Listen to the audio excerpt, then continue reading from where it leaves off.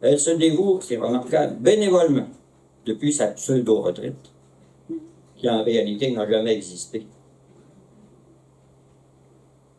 J'ai une réflexion récente d'Alexandra Strelitzky, qui va comme suit.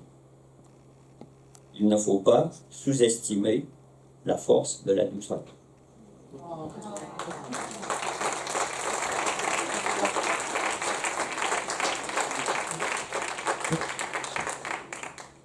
Bonjour, Olivier. C'est moi qui février qui est excité parce que après 2 remises, là, vraiment, je vous vois que ça me fait plaisir. J'avais l'air. Messieurs les co-présidents, M. Deschênes, M. Lebon, je te vois juste. Nous aussi. Grand merci d'être là. Après 2 reports, il y a 1 an et demi d'attente, enfin on y est. Grand merci d'avoir trouvé le temps et privilégié votre participation à notre événement. Un événement au programme dont nous ne sommes pas peu fiers et dont le contenu est ensuite logique, avec toute la démarche des plans pour contrer la maltraitance des tout-petits dans notre région. On se rappellera que tout a commencé il y a 5 ans, lors de notre événement régional en 2017, alors que M. Camille Bouchard causait toute une commotion dans l'assistance avec des tableaux révélant que notre région se situe au premier rang de la maltraitance au Québec, présentant pratiquement plus de 3 fois le taux des autres régions. S'en suivit la réaction suivante. Est-ce que ma MRC est concernée? Est-ce que ma communauté est concernée? C'est peut-être la communauté d'à côté ou la MRC d'à côté. Et est-ce qu'on peut avoir finalement, pour le valider, un tableau précis de la situation? Notre région a alors pu profiter d'une proposition inespérée pour laquelle nous serons éternellement reconnaissants. M. Bouchard s'est affaire pour réaliser ce portrait et M. Lebon. Ils lui ont accepté tout à fait bénévolement de faire la tournée des MRC avec nous et de communiquer ces portraits. Ceux-ci ont été présentés à tous les territoires de la MRC, de même qu'aux communautés de Pessalville et d'Itourou. Or, aucun territoire n'était épargné par ce phénomène et les élus alors ont clairement signifié leur intention et leur volonté de s'y impliquer. Près de 120 signataires ont ensuite exprimé leur engagement et leur volonté indéfectible à tout mettre en œuvre pour lutter contre la maltraitance envers les enfants de notre communauté, à œuvrer en synergie avec tous les partenaires en petite enfance du monde municipal, judiciaire, économique, communautaire, des services éducatifs à l'enfance, des services de santé et des services sociaux, à travailler sans relâche et à collaborer étroitement les uns avec les autres pour doter notre communauté de toutes les ressources nécessaires à cette lutte, à interpeller et à associer l'ensemble de notre communauté dans cette lutte contre la maltraitance à l'égard des enfants. Avec la contribution des coordonnatrices territoriales et de Mme Judith Godette, notre gourou de la validité de notre démarche, les rencontres virtuelles ont par la suite eu lieu dans 4 territoires de MRC, pandémie obligeant. Des rencontres qui ont réuni 15, 20, 30 personnes qui étaient là du début à la fin de chacune des rencontres. Dans les mois qui viennent, des activités similaires auront lieu dans les 2 autres MRC. Les alliances de bienveillance ont œuvré ensemble à identifier et se donner les moyens de s'attaquer aux barrières d'accès aux services. La Direction de la protection de la jeunesse a présenté ses services dans un objectif de créer de réelles passerelles de communication et de collaboration avec le réseau communautaire. Le CIS a présenté aux partenaires des alliances ses services en dépendance, ses services généraux et ses services en santé mentale. La Sûreté du Québec, qui est ici d'ailleurs, c'est ça, la Sûreté du Québec, les maisons des femmes, les ressources pour hommes, l'aide juridique ont eux aussi dressé le portrait des services qu'ils offrent aux familles et aux tout-petits. Tous les partenaires contributifs à venir en aide aux familles aux prises avec de la violence conjugale vont participer à un forum dans chacun des territoires de MRC avec pour objectif de s'unir pour venir en aide à ces familles et à leurs enfants. Dans la dernière année, Éclair a modifié son approche, les coordinations territoriales devenant les tables privilégiées par la table santé qualité de vie de nos élus. Éclair porte dorénavant la voix des tout-petits et de leurs familles à l'intérieur de chacune de ces tables de partenaires de notre grande région avec l'objectif de contribuer à une société bienveillante pour eux et leurs familles. Le rapport de la commission spéciale souligne que construire une société bienveillante envers ses enfants implique d'agir en prévention, d'abord et avant tout, et que la clé d'une prévention réussie est d'agir tôt afin de soutenir le bon développement de tous les enfants en portant une attention particulière aux familles vulnérables. C'est exactement la mission d'Éclair Côte-Nord. L'événement que nous nous apprêtons à vivre veut nous faire découvrir, par des panels et divers ateliers, différentes approches et actions probantes qui ont des impacts sur les principaux facteurs de risque liés à la maltraitance, soit la violence conjugale, la santé mentale et la dépendance sous toutes ses formes. La clé du succès repose sur notre capacité à unir nos efforts, à briser les silos et à travailler ensemble pour tisser une véritable toile de bienveillance autour des enfants de la Côte-Nord. C'est ce à quoi Éclair s'affaire et ce à quoi l'événement des 2 prochains jours pourra, nous l'espérons, contribuer. Merci encore d'être là. Bon événement.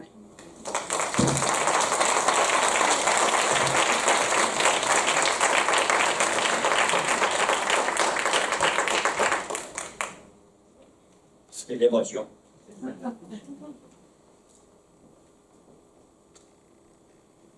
Par la magie de la techno, nous allons accueillir un acteur de premier plan dans nos événements régionaux d'Éclair Côte-Nord, complice depuis 2017 et aussi de façon bénévole. L'auteur du rapport Un Québec de ses enfants s'est rendu célèbre ici, justement en 2017, dans sa quête de bienveillance pour les petits Nord-Côtiers. Permettez-moi de citer l'ex-maire de Québec, M. Jean-Paul Lallier, qui disait « Faut parfois pelleter des nuages si on veut voir briller le soleil. » Télésino, Camille Bouchard. Bonjour. Il y a maintenant 5 ans de cela, je pense, vous avez amorcé une lutte acharnée contre la maltraitance envers les enfants sur la Côte-Nord. Ma foi, vous n'aviez pas vraiment le choix. Les taux de signalement retenus par la DPJ étaient alarmants, ils étaient très accablants, et cela depuis trop longtemps. Et la révélation au grand public de ces statistiques fut un choc brutal. Mais vous êtes de la Côte-Nord, vous n'êtes pas monté sur un frame de choc, comme on dit à Paris. Vous ne vous êtes pas laissé assommer, abattre par ces statistiques, et au contraire, vous avez relevé le défi de la bienveillance envers les enfants. Vous avez créé des alliances de bienveillance envers les enfants dans certaines communautés, d'autres vont suivre. Eh bien, bravo. Mais maintenant, il faut continuer. Et il n'y a pas 56 façons de le faire, je pense. Il y en a 4. La première, c'est de se donner un leadership régional imputable, responsable, qui soit solide et sur lequel les alliances peuvent compter. Et je pense ici à la santé publique. Après tout, la commission spéciale a statué que la maltraitance envers les enfants était un enjeu de santé publique. La deuxième, les alliances doivent pouvoir compter sur des données solides, précises, sur les taux de signalement retenus et le contexte dans lequel ces signalements arrivent à la DPJ dans chacune des MRC. Autrement, impossible de se fixer des objectifs précis, encore moins des stratégies préventives pertinentes. Troisièmement, complicité. Complicité totale. Les alliances doivent pouvoir compter là-dessus entre les réseaux de services publics et les réseaux de services communautaires. Les guerres entre réseaux, les petites guerres, ce sont les enfants qui en payent le prix fort. Enfin, quatrièmement, les méthodes préventives, les alliances doivent adopter des méthodes de prévention qui sont efficaces, qui sont reconnues, qui sont éprouvées, sur 1 ou 2 cibles communes, pas plus, mais tous les partenaires ensemble, des cibles partagées par tout le monde, sur lesquelles tout le monde travaille ensemble. Fini le travail en silo. Alors voilà, je vous souhaite une bonne journée, un bel événement. Salutations à tout le monde. Bonjour. Camille Bouchard, c'est lui qui s'exprimait avec autant de chaleur humaine. M'a rendu au président d'honneur. On ne fait rien à peu près ici, on en a 2. Alors, si vous n'êtes pas content du premier, on a une solution de oui. Alors, co-président d'honneur volet politique, nous sommes à Bécomo et le 3 octobre dernier, il y a eu un grand brosse camarade au Québec. Ça a eu un effet ici. Notre maire de l'époque est devenu un député qui a fait ses valises pour l'Assemblée nationale. On a maintenant un maire suppléant, fort gentil, qui, dans une autre vie, a été maire de Pointe-aux-Outard. L'implication citoyenne est dans son ADN, notamment dans toutes sortes d'organisations vouées au développement des jeunes. Il est président de l'Agence de mise en valeur des forêts de la côte. En fait, n'essayez pas de lui passer un sapin. Le maire suppléant de Bécomo, M. Serge Deschênes.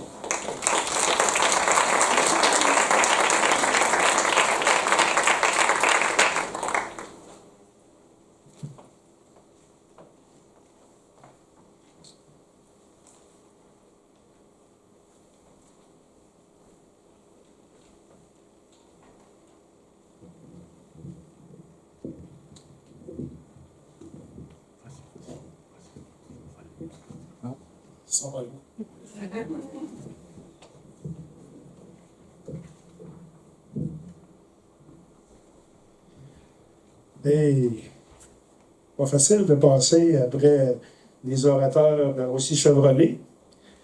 Donc, Coué, bonjour tout le monde. Une petite lunette pour bien voir qu'est-ce que je veux vous dire.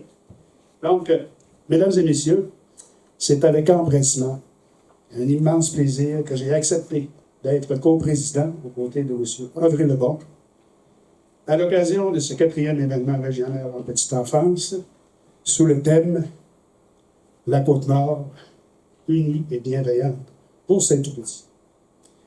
Sachez que c'est pour moi un honneur et un privilège d'être associé à des personnalités aussi prestigieuses et reconnues que M. Camille Bouchard, Mme Denise Langevin et bien sûr M. André Lebon.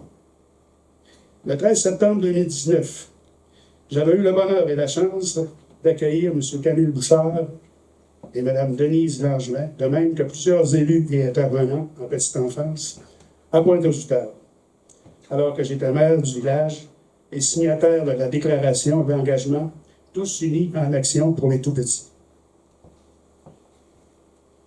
À cette occasion, j'en avais appris beaucoup sur la maltraitance sous toutes ses formes et sur le taux de signalement peu enviable enregistré à la Direction de la protection de la jeunesse en Manicouagan et en Côte-Nord.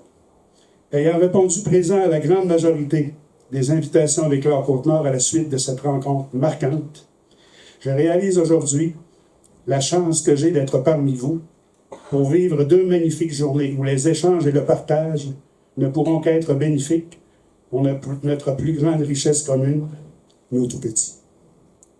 Au nom de la ville de Bécomo, je suis heureux de vous accueillir, de vous souhaiter la plus cordiale et bienvenue en sein murs de notre merveilleux cégep pour faire le point afin de savoir si nos efforts communs tendent vers notre objectif ultime de devenir le coin de pays le plus conscient, le plus bienveillant, le plus aimant envers ses tout-petits.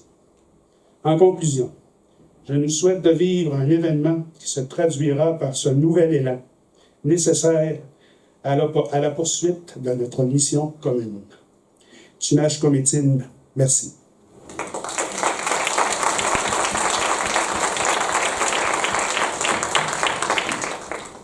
Monsieur Deschênes, défi relevé.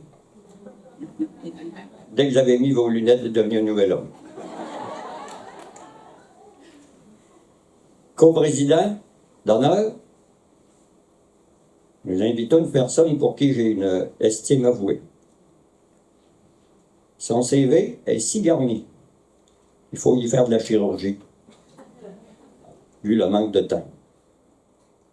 Cette haute éminence grise, psychoéducateur de formation, 15 ans à Boscoville, on ne sait pas s'il était du côté de ceux qui avaient besoin de réforme ou qui étaient réformateurs, a réalisé depuis les années 80 plus d'une 50aine de mandats dans ce que j'appelle des fois le mystère de la santé et des services sociaux. Pour les organismes aussi du même univers, notamment dans les secteurs des services à l'enfance, toilettes des pays, des services en santé mentale et en milieu autochtone. Il vient de compléter son plus récent mandat, celui-ci, à titre de vice-président de la commission. Là, je fais une parenthèse. Pour le reste des 2 jours, dans mon cas, je vais parler juste de la commission. Là, je le sais bien que c'est la commission spéciale sur les droits des enfants et la protection de la jeunesse. Mais on va aller à l'essentiel, on va appeler ça la commission. Pas de confusion avec la commission des liqueurs de l'ancien temps, c'est la commission. Alors, homme sans compromis, quand il est question de vérité, d'authenticité, de pertinence, il souffre d'une allergie majeure quant aux phrases vides et aux rapports tablettés. Pas de langue de bois. Depuis 2017, il soutient bénévolement la démarche d'Éclore Côte-Nord par sa présence, son expertise et son influence indéniable. Il n'y a pas froid aux yeux. Sans doute partagerait-il la boutade de Pierre Bourgault qui disait « La vérité, la controverse, si t'es pas capable de prendre la chaleur, ben sors de la cuisine. » Un maître-queux émérite, M. André Lobon.